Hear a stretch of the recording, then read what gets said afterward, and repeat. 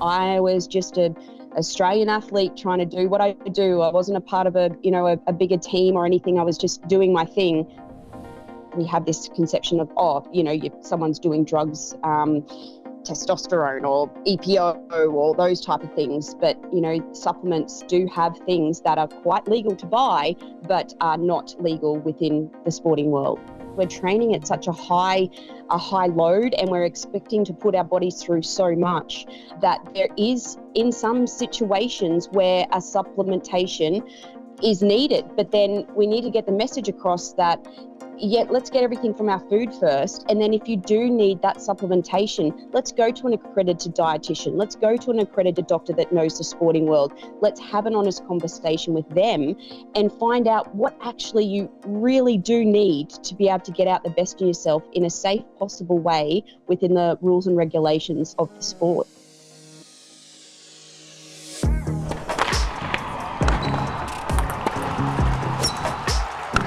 Welcome to Onside, the official podcast of Sport Integrity Australia.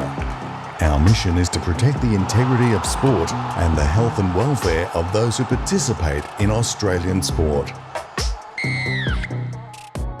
Hello and welcome to Onside. I'm Tim Gavel. Protecting athletes from current and emerging threats is a key role of Sport Integrity Australia. Our shared mission is to build trust with athletes, sports and fans to allow everyone the opportunity to compete on a level playing field. To achieve this and to truly understand the integrity threats within sports, we work in partnership with everyone who holds a piece to the puzzle. Our Athlete Advisory Group informs our strategic direction and shapes education strategies through insights into the pressures and influences that can threaten the integrity of sport. Engaging with athletes who understand their environment and the pressures of sport better than anyone helps us enhance our operations and policy development. Marathon runner Cassie Fien has been a member of our Athlete Advisory Group for 4 years. She came to the role with a wealth of experience as an elite competitor, but also with a lived experience as a sanctioned athlete. And Cassie's term on the Athlete Advisory Group came to an end recently. Well, Cassie, it's been an incredible 4 years, and it was great that you could provide an insight into, exactly what you went through. It's sad that it's come to an end, but you made a great contribution. Yeah, I was sad to hear when the term came up. The athletes, we can only do 2 terms, which that means that, fresh people can come in and give a new perspective. So, I didn't realise it snuck up on me a little bit too quick. But, I really enjoyed my time a part of the AAG, meeting the other members and, getting everyone's insight and making it a more harmonious partnership with between athletes and Sport Integrity Australia. And I'm sure your advice was called upon quite regularly, given that you had served that sanction for 9 months a number of years ago. Did you feel as though that was an important role that you played?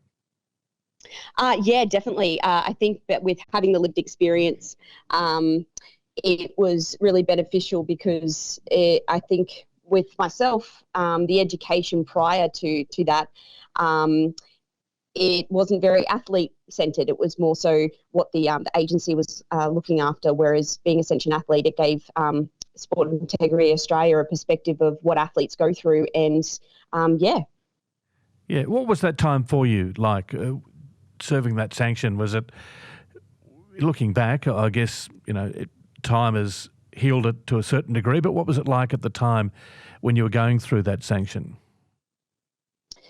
Yeah, it wasn't a very nice time getting sanctioned. There definitely was a lot of dark periods during that time. I thought a lot of hope lost my identity, didn't really know what was going to happen, and I couldn't really see any future. But once I, got through the process, and, started to just take things day by day, I eventually got through it, but it still lingers over you forever, I guess. And you always think back and what if and what could have happened. But, eventually I got to a point where I, drew a line in the sand and just had to move on. But, it always will. And I think I've said this before, just kind of like this little cloud that follows you and hangs over your head. So how important was it for you to have that experience on the Athlete Advisory Group to advise Sport Integrity Australia and before that ASADA? Extremely important for me. As I said, with the education prior to SIA really taking, because at the time it was ASADA when I just started to go through the process, and there was a change in the agency.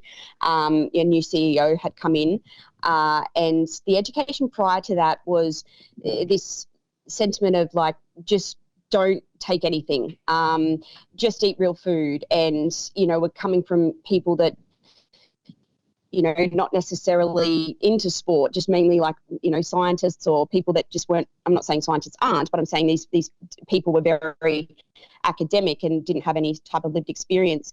And so it was really confusing as an athlete. I mean, I consider myself quite someone that has quite a lot of common sense. And I really honestly thought that when you get caught cheating or doping or whatever, that means that you've gone on the black market and you've got drugs, or you've met, someone in the side street. The message that came through with all the education was not that, hey, like it could be a supplement that you buy down in your local shop.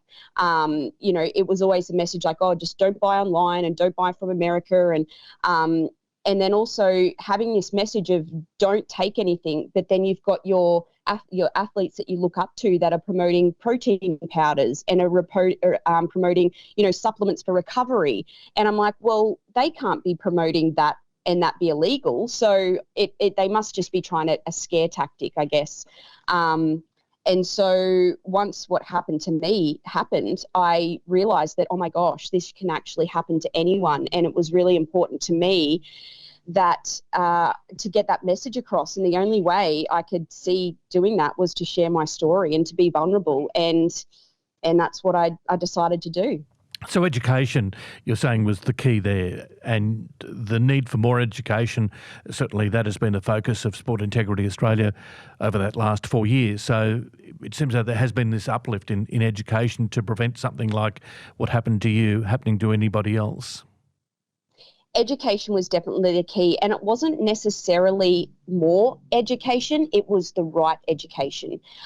And SIA were really committed to understanding what an athlete needs to be able to get the message across, for something to sink in.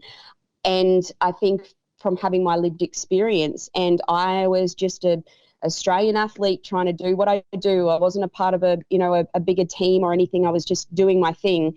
And yeah, I guess when the message was quite powerful to see that, I literally went to a local nutrition warehouse to buy a supplement of natural ingredients, and then I still came up with what was in my product. And I think the differentiation as well between supplements and drugs, I think that it was just, we have this conception of, someone's doing drugs, testosterone or EPO or those type of things. But, supplements do have things that are quite legal to buy, but are not legal within the sporting world. When you say the education, not necessarily more, but getting the message through, and part of that, of course, is having former athletes or current athletes delivering education seminars and outreach to current athletes. That is so important, isn't it? Just so that it resonates with current athletes. Otherwise, it just goes over their heads and they tend to turn off. That's exactly right. It needs to come from an athlete that is either in that world and doing what they're doing, and athletes, particularly in that high echelon elite or even sub-elite.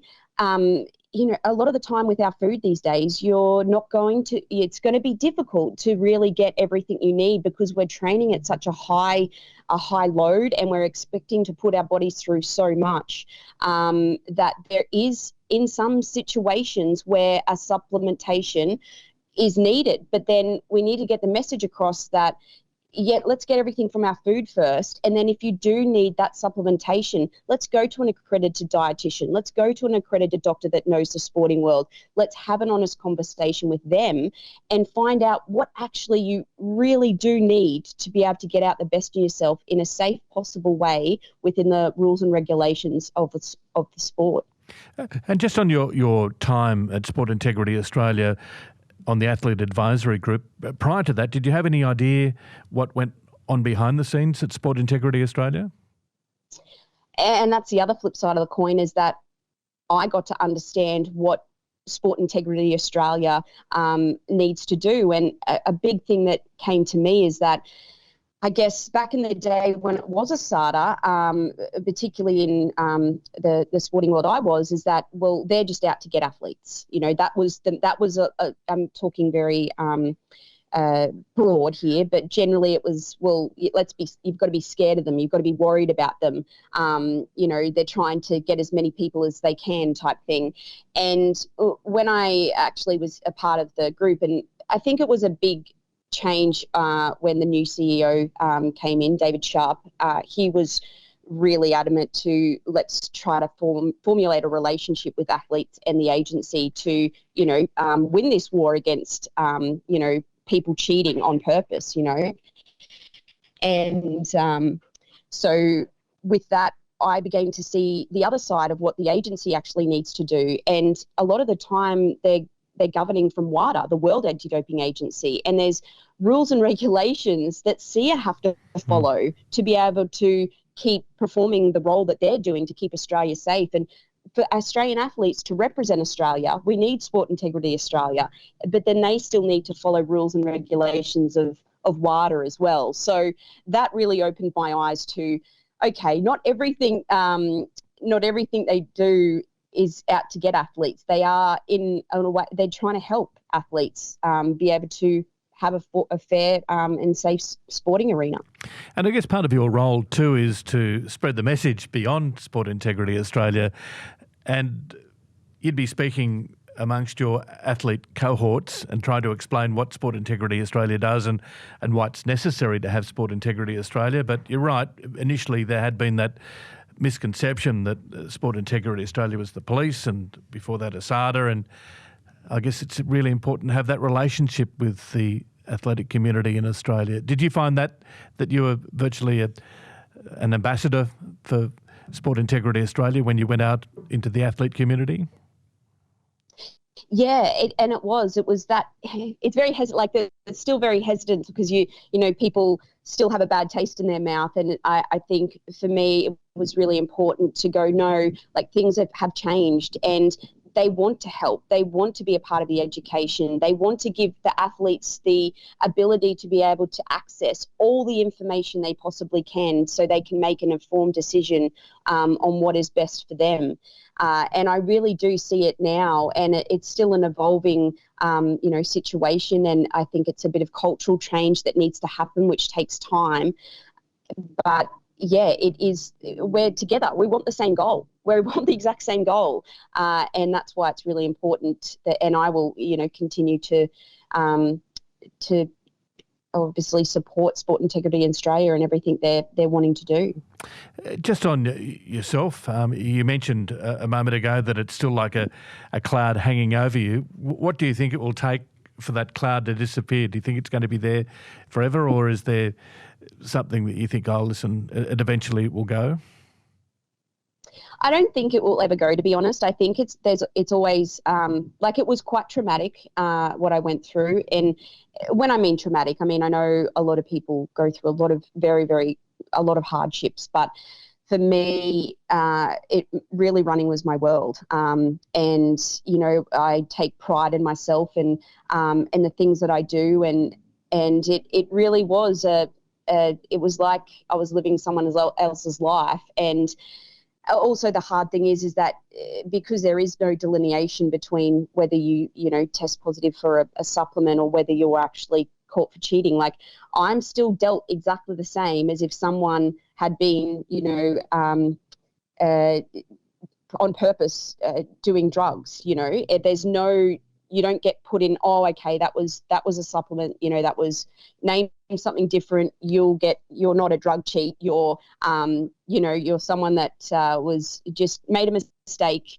But there is no difference. You just get tarnished with that same brush. And I think for me, that's kind of one of the biggest thing, and it changed the direction of my sporting, my endeavours of what I wanted to achieve, and so now I'll just never know what I was capable of. I'm fine if I did something and I never made the Olympics or whatever, but now I will never know because it's completely changed the directory of where I was headed.